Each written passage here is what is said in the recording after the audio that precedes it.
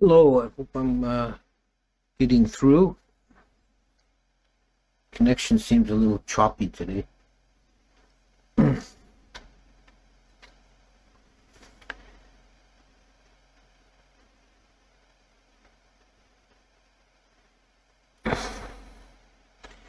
So, to connect, it's getting to be more of a chore to connect onto this YouTube. They've changed their interface, and I used to be able to just check right in. Now I've got to log in twice, once for the stream and once for the chat. And the login procedure is, that seems to me unnecessarily cumbersome. Anyways, let's start it. Namo tassa bhagavato arahato sama sambuddhassa. Namo tassa bhagavato arahato sama sambuddhassa. Namo tassa bhagavato arahato sama sambuddhassa. Last week we talked about the Aganya Sutta, the Sutta of Origins, which is found in the Digha Nikaya. The immediately preceding sutta is the Dhammacakka Sihananda Sutta, which deals, amongst other things, with the future rather than the past. It seems an odd order that the sutta dealing with the past comes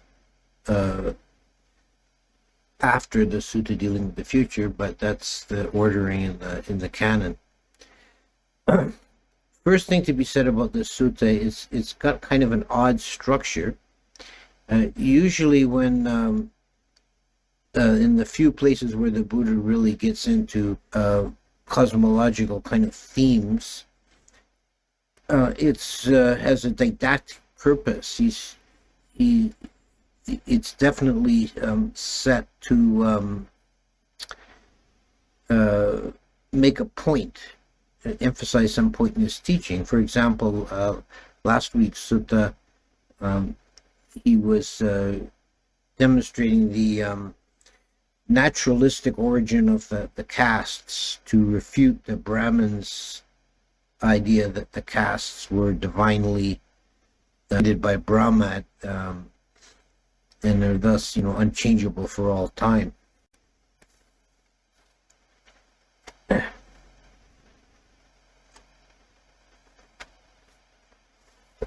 In the Suryasata Sutta, where the Buddha talks about the final ending of this world system,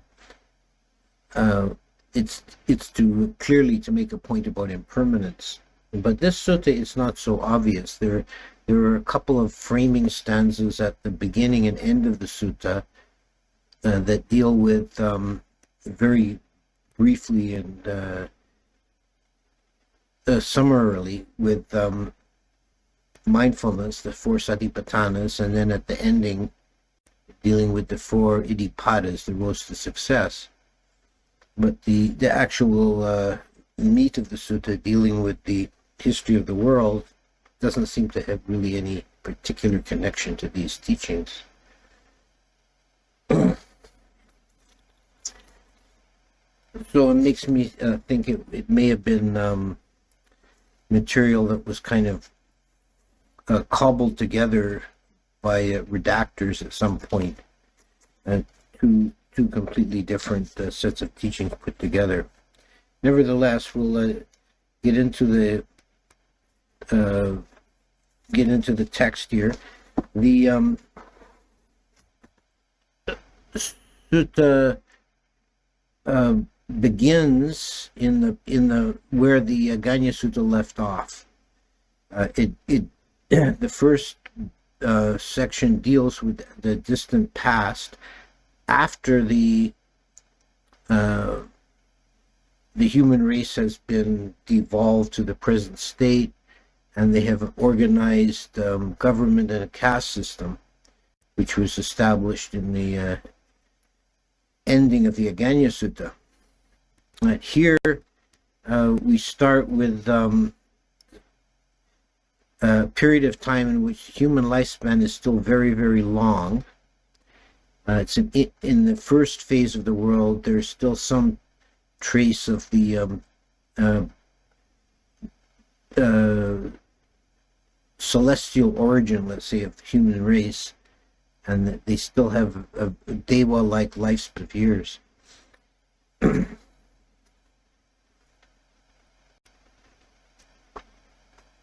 And at some point in this early history, there arose a wheel-turning monarch. Now that's a whole topic on itself, the nature of a Chakravarti, wheel-turning monarch. It's let's say the Buddhist ideal of kingship, a perfect kind of government, and it's also a universal monarchy, that the wheel turner is established by the appearance of a wheel in the sky, and then this wheel has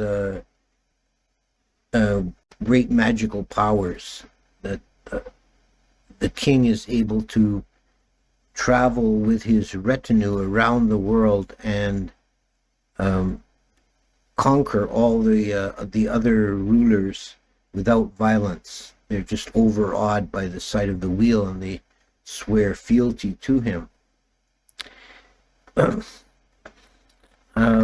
There's one, and I won't get into this. May be a topic for a whole talk on itself. The wheel-turning monarch. But there's one point I want to mention for anyone who's reading this in Maurice Welsh's translation. There's one of the episodes is when the subject kings swear allegiance to the wheel turner. He has them take the 5 precepts and say, rule according to the precepts, and he adds one at the end, yata bhutancha bhutancha, something like that, which basically a literal translation would be enjoy your food. Maurice Welsh has he translates it as be moderate in eating, and there's some discussion in a footnote about this. It's an obscure phrase and difficult to know what it means. I take it to be a figurative statement that he's telling the subject kings you can continue to enjoy the benefits of your sovereignty. You can continue to be a king subject to the emperor. Enjoy your life.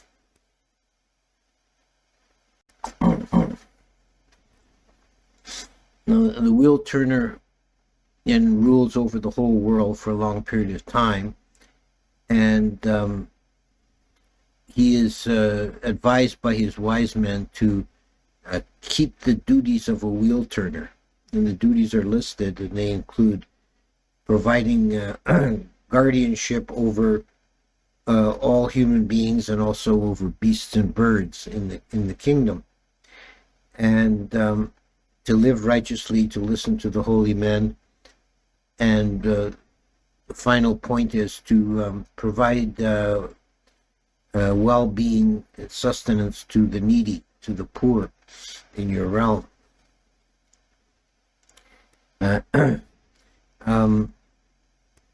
So there follows a succession of father to son, 7 of these wheel-turning monarchs, each of which rules for tens of thousands of years. But the 7th one neglects the duties of the wheel turner, in that he fails to provide sustenance to the poor, and this creates social problems in the realm.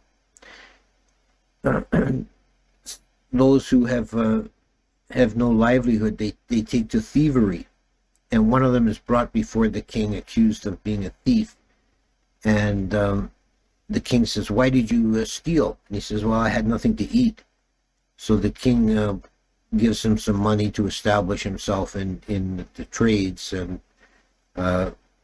he'd be able to take care of himself. So this policy, although it seems compassionate, had an obvious drawback in that it encouraged others to take up thievery to get money from the king. So when he saw this was becoming a problem, he swung to the opposite extreme, and he said, the next one who comes before me as a thief, I'll have his head cut off.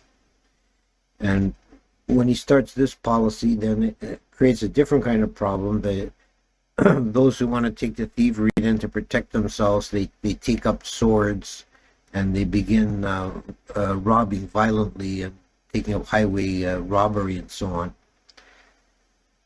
So this causes a degeneration in the morality, and the wheel disappears. He loses the authority of a wheel-turning monarch. So this begins a process of decline in the human race, and this is a theme that goes on in this. We saw it also in the Ajahn Sutta, the idea of devolution from a higher state to a lower state, and this continues with these early humans. They become more and more immoral over time, and the result of this is a diminution in their lifespan. And this goes through stages. It's kind of interesting to see the actual stages. They begin with a lifespan of 80,000 years, but when they turn to violence, as is explained in this origin story, the lifespan declines to 40,000 years. And then they start lying about their save themselves from the justice of the king. They start lying about their deeds, and by span it declines again to 20,000 years. And each one of these represents one generation. So the people who live for 40,000 years, their children only live for 20,000 years because they took up lying, and then their children only live 10,000 years because they took up slander. And then the next generation, their sexual morality begins to decline, and they start committing adultery, and they only live for 5,000 years. Then the next generation, they take up harsh speech and idle chatter, and so they only live between 200 and 250 years. Then the next generation succumb to greed and hatred years. And then, sorry, I'm reading the numbers wrong. The previous generation should have been 2,500 years. And then this generation, 1,000 years. And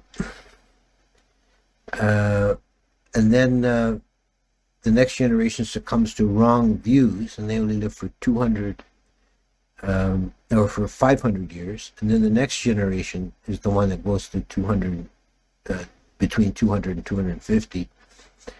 And the Pali here is kind of obscure. It said that they fall into a dharma raga, visamaloba, and michadhamma.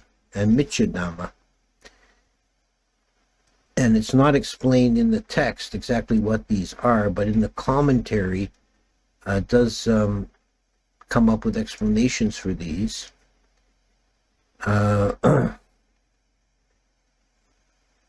Dhamma raga means unrighteous desire, and is taken by the commentary to mean incest. Visamaloba is immoderate greed, and is defined by the commentary as being excessive desire for material belongings. And michadhamma is a very vague phrase, which literally translates to something like wrong ways or acting badly. The commentary says it refers to homosexuality.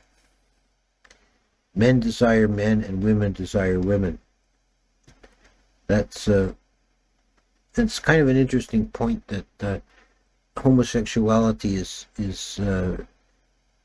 not mentioned anywhere in the suttas, and it rarely comes up even in the commentaries. This is a very rare of the concept. So the lifespans continue to to decline, and at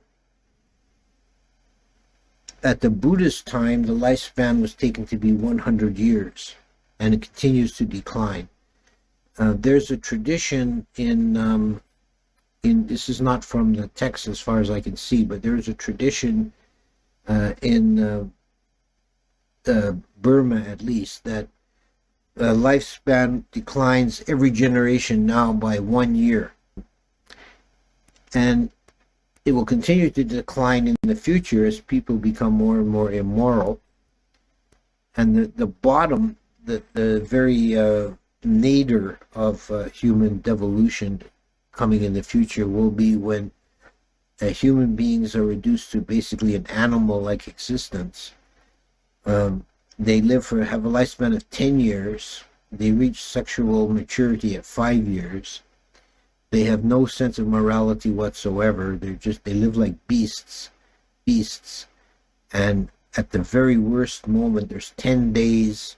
And at the very worst moment, there's 10 days of what are called sword time, when they all go in, all the humans who exist at that time go into a madness of violence and killing, and they slaughter almost the entire human race. They just kill each other madly.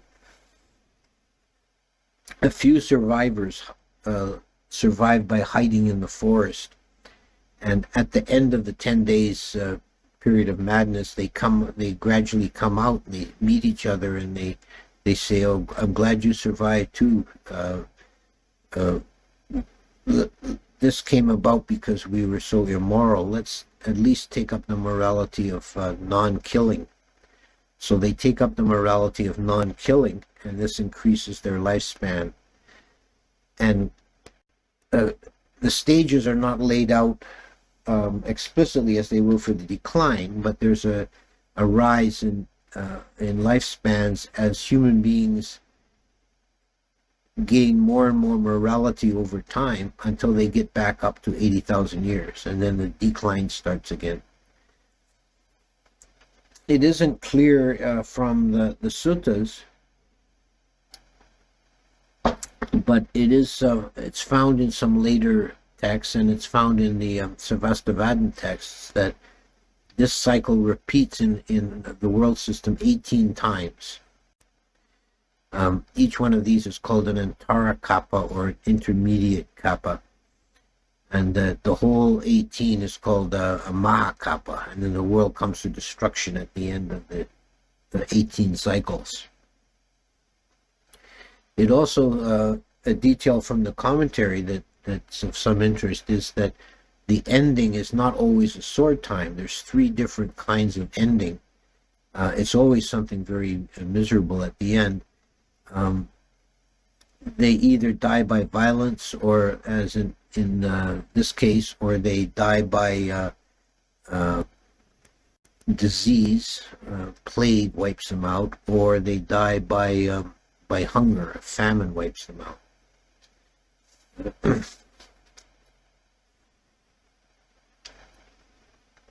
Returning to the text of the sutta, which only deals with this one cycle, at the end of the uprising of the return to a Dewa-like state of 80,000 years, that's when a Maitreya Buddha will arise, the coming Buddha. At the same time, as Maitreya Buddha, there will be a wheel-turning monarch ruling over the world named Sankha.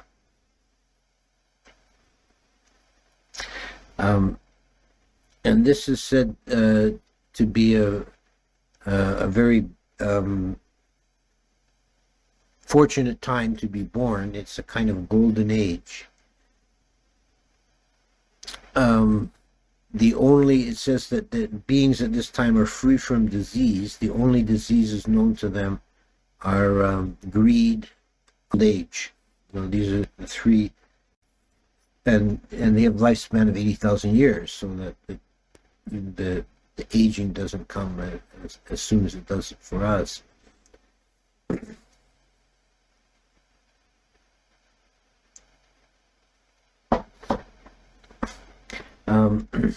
It's also said the population will be very high at that time, and that Jambudipa, which is the island, it's the southern island, the island which human beings live on in this world, and also in some contexts it means India. I think in the earliest time that it was synonymous. They only knew of India. In Jambudipa, we'll have 84,000 cities, and people will be so tightly packed there that the eaves of one house will brush against the eaves of the next house. So that, that doesn't sound too appealing to us, but there it is.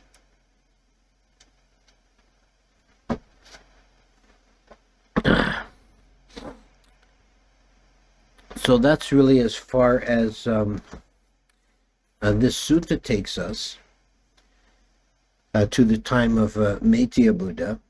But as I said, this cycle is supposed to repeat 18 times.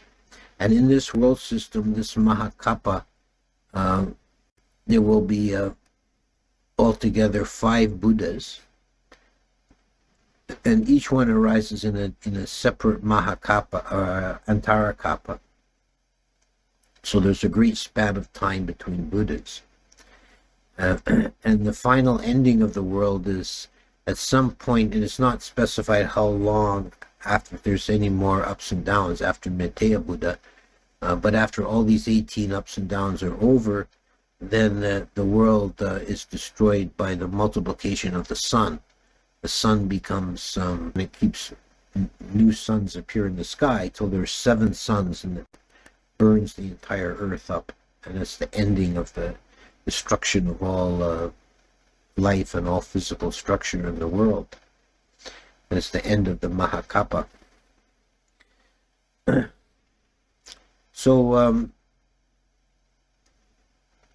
one thing we can take from this sutta, we can take some comfort in. If you want to interpret this sutta at all literally, then the end of the world is a long ways off, at least tens and tens of thousands of years away. So we're not in the end times.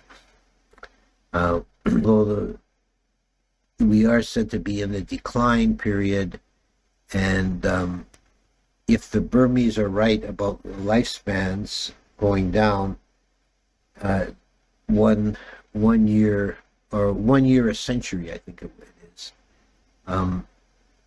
Then 25 centuries from the Buddha's time, so the lifespan now would be 75, which is about right. We would have another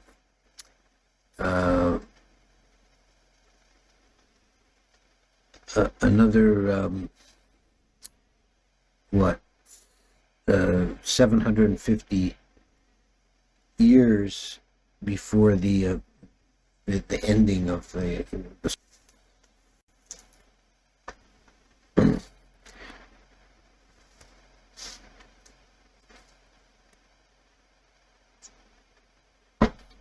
although we can see that the world right now actually seems quite mad. We're pretty close to a kind of a general unraveling of things.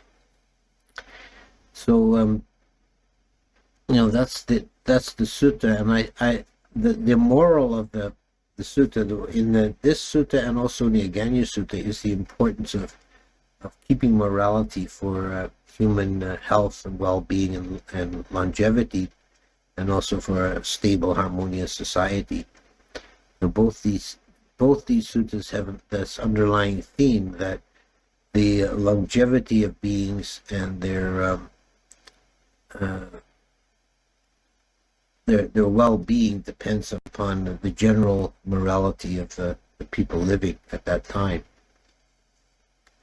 So I'll stop there and see if there's anything you want to ask questions in the chat. Go ahead, please. I'm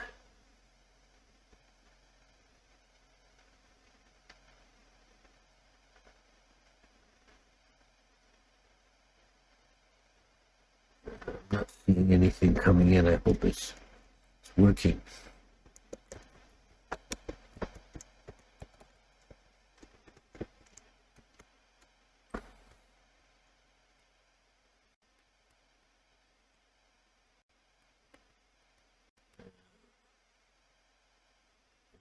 sure if I'm even getting through. Okay, there's something that's coming. Okay. The SOAR time doesn't sound too far away right now. Men and women don't talk to each other anymore, and people all over the world are becoming increasingly isolated. Yes. Yeah, I think I think that the general idea that human morality is declining seems to be generally affirmed, and even on the kind of international level, there are several wars going on right now, and it seems to be a general international anarchy happening.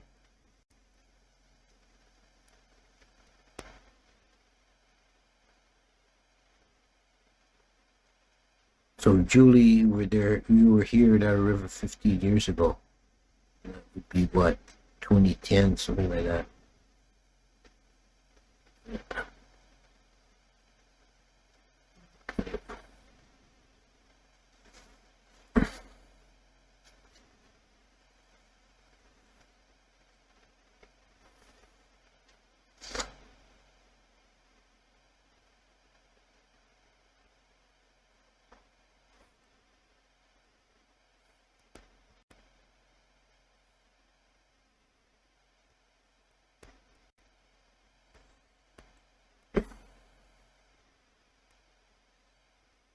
Maybe what we need in the world today is another wheel-turning monarch.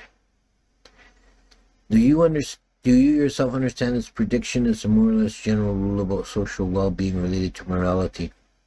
Yeah, I think that actually stands to reason that if people are generally moral, society will be harmonious. And if everyone kept the 5 precepts, for example, you wouldn't need much in the way of a state. Everyone would just live decently.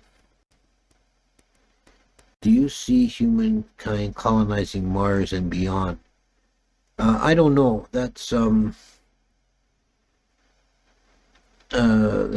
I don't know.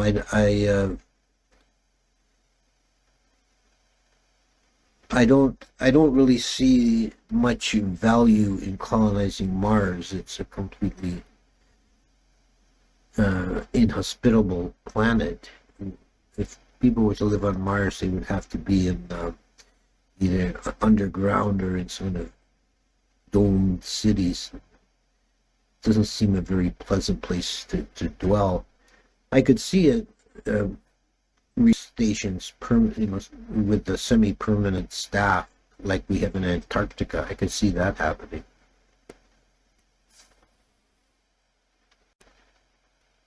What about situations like the plague where millions of people died? Do these types of events have an explanation? Yeah, there are, for any events that large or small that occur, there are multiple causes. This is one of the important principles from Abhidhamma, that nothing arises without a cause and nothing arises from a single cause. And one of the causes, but not the only cause, is karma, the karma we make. So when there's something like the Black Death, this mass plague, I mean the natural cause was the poor hygiene at the time and the spread of rats that had the plague flea. But the people who died from it must have had a karmic seed to experience an excruciating death. The tsunami all happened while I was at Arrow River. Yeah, at the time I was asked about that often, about the tsunami, and it may be a more clear example that the actual tsunami that occurred, had nothing to do with human comic or otherwise. It was the purely geological, natural movement of the Earth's crust caused the tsunami. But anyone who died in the tsunami must have had a karmic seed to die by drowning. And when you have a karmic seed like that, it may be you may go through many, many lifetimes and never encounter a situation where you die by drowning, but that seed remains there. And then when the external factors become present, it allows that seed to manifest, and then the being experiences that karma. There are always, when there's something like that tsunami, there are always some individuals who escape seemingly miraculously. Somebody will say, well, I don't know why, but I really just, that day I just felt like traveling up country to go to the market. And I'm so glad I did, because he did not have the karmic seed to die by drowning. Let's see. Do we know when in the Buddhist ministry span were Ganya and Chakravarti expounded upon, and who the intended audience were? We do have, well, we don't know when in the Buddhist ministry. This is hard to date them, but we do have some idea for the Aganya Sutta, because of the framing story. He was speaking to some Brahmins. So the intention was to set forth a kind of naturalistic explanation for human development and the establishment of human society and the caste systems. The Chakravarti Sutta, as I said, the framing story is very odd and seems to be disconnected from the material, so we don't really know who it was intended for. How do you purify the negative seeds of karma? It's by continually making good karma. You don't. The only time the only way that a karma is actually eliminated is either when it comes to fruition and you experience the results, or you attain to one of the stages of enlightenment, and that these purify the karmic seeds. But otherwise, if you can sort of diminish the effects and swamp the negative seeds with positive seeds by continuing to make a good karma. Bhante, could technological singularity ascend humanity to higher intelligence so that enlightenment becomes widespread? I don't believe that at all. I don't think there's any technological shortcut. I think that's kind of a trap to follow that line of thinking. It's just fall into materialistic thinking that enlightenment cannot be attained by any kind of technological means.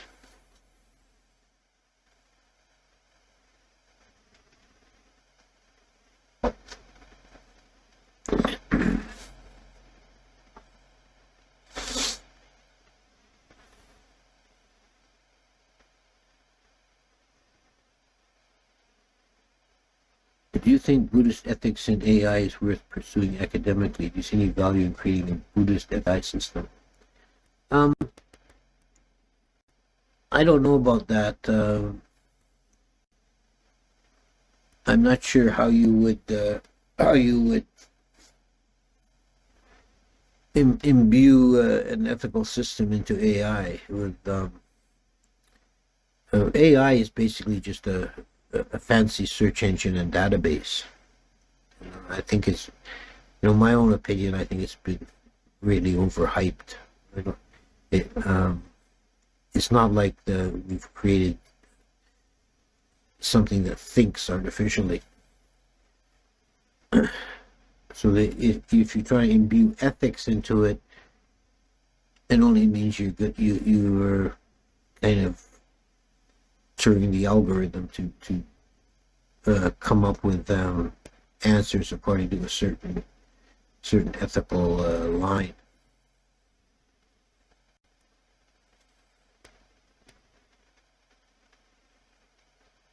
Can Maitreya come any sooner? No.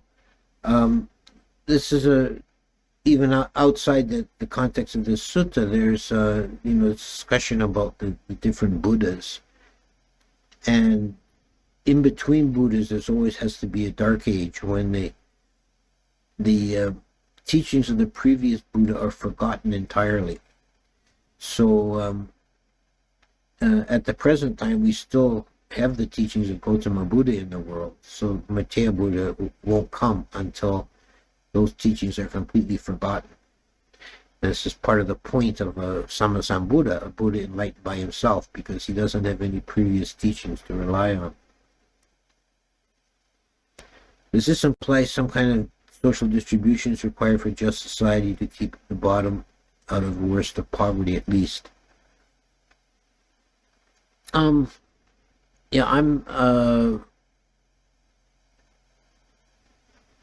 think that does, there is some implication of that. There's also the sutta where, trying to remember the name of it, Kuttadanta Sutta, where it's a kind of a morality story of Buddha remembering one of his past lives, where he was the wise counselor to a foolish king, and there was in the kingdom, there was in one province there was some rising problem of banditry and violence, and the king wanted to send the army in and hang the few of the worst troublemakers and whip the rest of them, and knock their heads together and force everybody into line. And the counselor said that would only work in the short term. It's better to investigate the problem and correct it. And it seems like the people in that province don't have a good livelihood. So what we should do is, those who wish to take up farming, we should grant them land. Those who want to work, we should give them paid work in the royal service. And those who would like to live by trade, we give them a loan to get them started in a business. So it's kind of a socialistic kind of a line there. But I also think that you don't want to push that redistribution idea too far. I don't find anywhere in the Buddhist teaching an idea that everyone should be reduced to the same social level. There's an acceptance of hierarchy and differences. Would you say merit and karma are two sides to a common coin? Weighing the merit side minimizes the power of karma when dependent origination takes place. I'm not really sure what you're getting at there. Merit and karma are related, because you make merit, you get good karma. I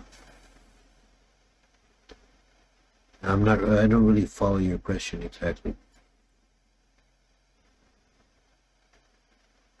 It's curious how it doesn't even occur to modern science that morality might have a bigger influence and stronger impact on lifespan. Now, well, science up to present, although I see signs that it's really changing, but science up to present has been really stuck in a purely materialist paradigm. And as long as we're in a materialist paradigm, there's no way of explaining the impact of morality.